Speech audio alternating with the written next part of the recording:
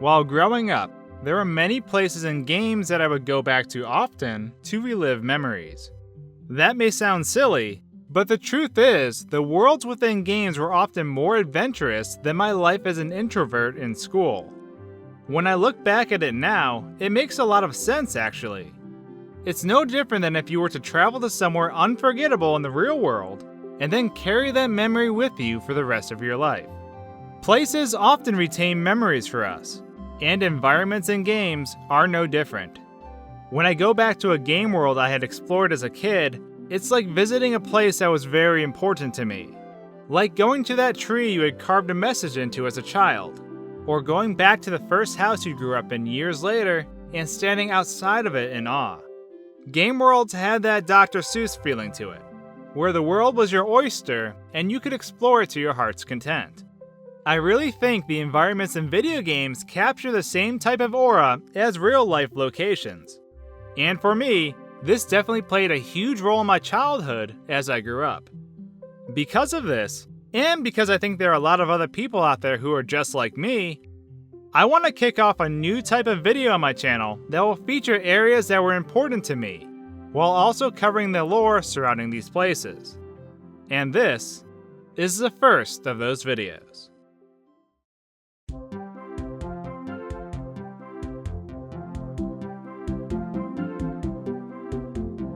While there were a lot of areas I loved to chill at in Super Mario Sunshine, Gelato Beach was one that I frequented very often. In real life, I was often fascinated by the crystal clear waters and coral reefs of the tropics that I often saw in travel photos. Since I had never actually saw any in person, the coral reefs of Super Mario Sunshine were used to satisfy my curiosity. I thought about how peaceful it must have been to sit on a dock and peer into the water from above. It wouldn't be until more than a decade later that I would make my first trip to the ocean, which immediately rekindled my memories of this dock in Super Mario Sunshine. It was an amazing moment to say the least. For those of you who get the chance to visit the ocean, or some sort of tropic area, I would highly recommend relaxing to some of the more down-tempo Super Mario Sunshine songs from the soundtrack. Laying out on the beach without a care in the world is the perfect place for it. Gelato Beach actually wasn't one of my favorite areas because of this particular dock though. While I did enjoy it dearly, what I was most hooked on in the area was something different. Gelato Beach is quite the mysterious place after all. From magical sandcastles to the appearance of an old Zelda rival, it has a lot to seek out.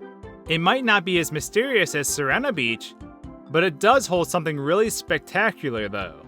And that is the legendary Sandbird. While most people instantly become frustrated from hearing its name, the Sandbird brings about a different feeling in me. And that is the feeling of blissful astonishment. I often wondered about the origins of this legendary creature and where it went after hatching. It is said that the egg has been there for over 100 years, and that the sandbird's egg is well known by the people in the area. But just what are sandbirds? And why was this man-made structure made to house the bird's egg? I felt bad for the scientists who had been studying the egg for years, since after the bird hatched, it essentially just took off. Everything the scientists had been working towards was gone in a second, and it was very possible he would never get the opportunity to study the creature again. As Mario, you pursue this sandy creature into the sky, and ride upon its back through the clouds. This is what I love most about this area. The feeling of being in the clouds, coupled with the lofty soundtrack, was something I enjoyed a lot, and I would often come back to this area for this sole purpose. I didn't know where the sandbird was going, but something about not knowing made it more magical. All of this may sound silly to some of you, but games weren't just games to me. As I've mentioned before, they were portals to worlds that I could explore freely to my heart's content. When you have a craving to explore, they are the perfect getaway. And that is why Gelato Beach will always have a place in my heart. But now that I've shared this with all of you, do you have any memories similar to this? Were there any areas in Super Mario Sunshine that you loved to relax in? Or does the thought of a sandbird make you think of smashed controllers and not a blissful rest? Let me know in the comments below. Thanks for tuning in to our soothing trip down memory lane. If you'd like to join us on our YouTube voyage and rekindle the passions you had as a child, then the subscribe button is just what you're looking for. Thanks for watching, guys and gals, and until our next video, cheers. You've made it to the end of the video, but wait, your quest isn't over yet. I hope you enjoyed this nostalgic trip to the past. While I'll be creating more videos like this in the future, we will still have our other content as well. We hope you will continue to join us on our journey though, and I look forward to hearing your thoughts. As always, there's a slew of other videos on my channel too, so I hope you enjoy.